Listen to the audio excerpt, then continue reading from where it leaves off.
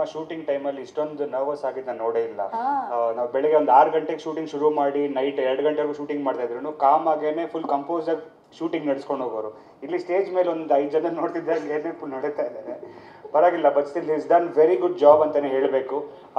ಅವ್ರದ್ದು 10 years experience ಏನಿದೆ, ಬೇರೆ ಕಡೆ ವರ್ಕ್ ಮಾಡಿ ಕಲ್ತ್ಕೊಂಡು ಬಂದರೆ ಎಲ್ಲನೂ ಚೆನ್ನಾಗಿ ಯುಟಿಲೈಸ್ ಮಾಡಿದ್ದಾರೆ. ಆ್ಯಂಡ್ ಅವ್ರ ಇಂಜಿನಿಯರಿಂಗ್ ಬ್ಯಾಕ್ಗ್ರೌಂಡ್ ಇರೋದ್ರಿಂದ ಸೊ ಅದನ್ನು ಬೇರೆ ಥರ ಹೆಂಗೆ ಉಪಯೋಗಿಸ್ಕೊಬೋದು, ರಿವರ್ಸ್ ಸ್ಕ್ರೀನ್ ಪ್ಲೇ ಆಗಲಿ ಇಲ್ಲ ಬೇರೆನ ಇಂಟ್ರಡ್ಯೂಸ್ ಮಾಡೋದಕ್ಕಾಗಲಿ ಅದನ್ನೆಲ್ಲ ತುಂಬ ಚೆನ್ನಾಗಿ ಮಾಡಿದ್ದಾರೆ.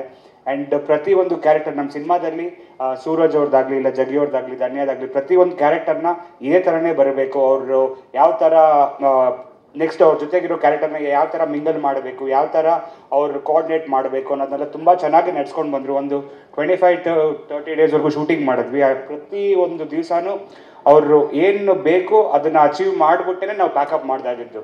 ಸೊ ಇವತ್ತು ಏನೋ ಒಂದು ಉಳಿತು ಇನ್ನೊಂದು ದಿವಸ ಮಾಡೋಣ ಆ ಥರ ಯಾವತ್ತೂ ಆಗಿರಲಿಲ್ಲ. ಪ್ರತಿಯೊಂದು ಪ್ಲ್ಯಾನಿಂಗ್ ಆ ಥರ ಇತ್ತು ಅವ್ರದ್ದು. ನಾವು ಶೂಟಿಂಗ್ ಹೋಗೋಕ್ಕೆ ಮುಂಚೆನೂ ಕೂಡ ವರ್ಕ್ಶಾಪ್ಗಳು ಮಾಡಿದ್ವಿ. ಆ ವರ್ಕ್ಶಾಪ್ ನಮಗೆ ತುಂಬಾ ಯುಟಿಲೈಸ್ ಆಯಿತು. ಶೂಟಿಂಗ್ ಹೋದಾಗ ನಾವು ಅಲ್ಲಿ ಡಿಲೇ ಆಗ್ತಾನೆ ಇರಲಿಲ್ಲ. ಬಿಕಾಸ್ ಪ್ರತಿಯೊಂದು ನಾವು ಪ್ರಾಕ್ಟೀಸ್ ಮಾಡಿ ಮುಂಚೆನೇ ಇಡೀ ಸ್ಕ್ರಿಪ್ಟ್ನ ಒಂದು 4-5 ಸಲ ಕೂತ್ಕೊಂಡು ಓದಿದ್ದೀವಿ. ಅದೆಲ್ಲ ನಮಗೆ ಶೂಟಿಂಗ್ ಟೈಮಲ್ಲಿ ತುಂಬಾ ಉಪಯೋಗ ಆಯಿತು.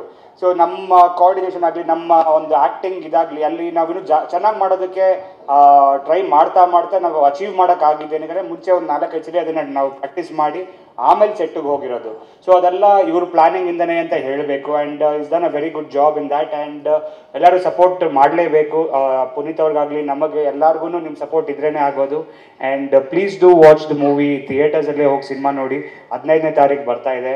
And thank you very much. ಎಲ್ಲರೂ ಬಂದಿರೋದಕ್ಕೆ ಇಲ್ಲಿ ತುಂಬ ಹೊತ್ತು ಕಾಯಿಸಿದ್ದೀವಿ. And sorry for that. And ಎಲ್ಲರೂ ಬಂದಿರೋದಕ್ಕೆ ತುಂಬ ಧನ್ಯವಾದಗಳು.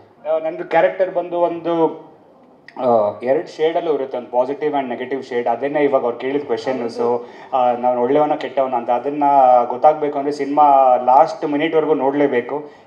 ಒಂದಂತೂ ಹೇಳ್ಬೋದು, ಅವನು ಕಾಮಿಡಿಯನ್ ಆಗಿರ್ತಾನೆ ಆದರೆ ತುಂಬ ಒಳ್ಳೆಯವನಾಗಿರ್ತಾನೆ ಲಾಸ್ಟ್ವರೆಗೂ.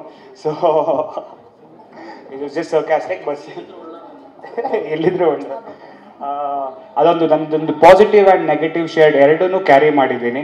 ಅದೊಂದು ನಾನು ಮುಂಚೆ ಮಾಡಿರೋ ಸಿನಿಮಾಗಳಲ್ಲಿ ಯಾವುದ್ರಲ್ಲೂ ಅದನ್ನು ಟ್ರೈ ಮಾಡಿರಲಿಲ್ಲ.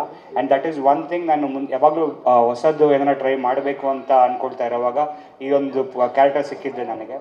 ಆ್ಯಂಡ್ ಕೊನೆವರೆಗೂ ಕೂಡ ಎಲ್ಲೂ ಕೂಡ ನನ್ನ ಕ್ಯಾರೆಕ್ಟರ್ ಒಂದು ನೆಗೆಟಿವ್ ಶೇಡ್ ಇದೆ ಅಥವಾ ಇಲ್ಲ ಇವನು ಒಳ್ಳೆಯವನಂತಲೇ ಯಾವಾಗಲೂ ಕನ್ಫ್ಯೂಷನ್ ಅದೊಂದು ಡೌಟಲ್ಲೇ ಇರುತ್ತೆ. ಅದೇ ಥರ ಕ್ಯಾರಿ ಮಾಡಿದೆ. ಸೊ ಅದೊಂದು ಸಸ್ಪೆನ್ಸ್ ಅದೊಂದು ಕುತೂಹಲ ಲಾಸ್ಟ್ವರೆಗೂ ಮೇಂಟೈನ್ ಮಾಡ್ಕೊಂಡು ಹೋಗಿದ್ದಾರೆ. ಅದೆಲ್ಲ thanks to his screenplay and ಅವ್ರು ಹೆಂಗೆ ತೋರಿಸ್ಬೇಕು ಅಂತ ಅದನ್ನು ಅಚೀವ್ ಮಾಡಿರೋದು.